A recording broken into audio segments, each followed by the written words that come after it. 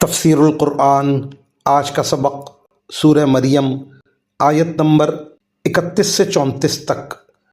اعوذ باللہ من الشیطان الرجیم، بسم اللہ الرحمن الرحیم۔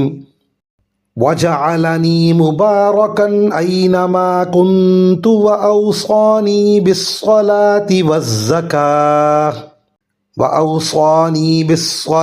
والزکاة ما دمت حیا وبرا بوالدتی ولم یجعلنی جبارا شقیا والسلام علی یوم ولدت ویوم اموت ویوم ابعث حیا ذلك عیسی ابن مریم قول الحق الذی فیہ یمترون۔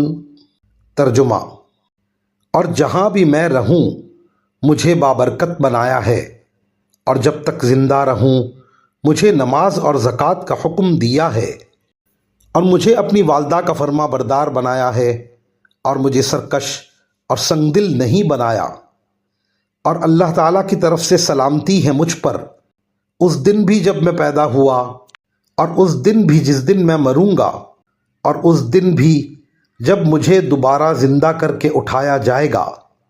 یہ ہیں عیسیٰ ابن مریم۔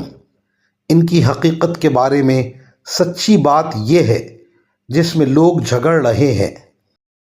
ان آیات کی تفسیر میں مفسرین کرام فرماتے ہیں، حضرت عیسیٰ علیہ السلام نے فرمایا جب تک میں اس دنیا میں رہوں گا مجھ پر نماز اور زکوٰۃ فرض رہے گی۔ اس پورے واقعے کو ذکر فرما کر یہ نتیجہ نکالا گیا ہے، عیسائیوں اور یہودیوں نے حضرت عیسیٰ علیہ السلام کے بارے میں جو افراط و تفریط اختیار کر رکھی ہے وہ حقیقت نہیں ہے، نہ وہ الزامات درست ہیں جو یہودیوں نے ان پر لگا رکھے ہیں، اور نہ انہیں اللہ تعالیٰ کا بیٹا ماننا صحیح ہے جیسا کہ عیسائیوں نے مان رکھا ہے۔ اللہ تعالیٰ کو کسی بیٹے کی ضرورت نہیں ہے۔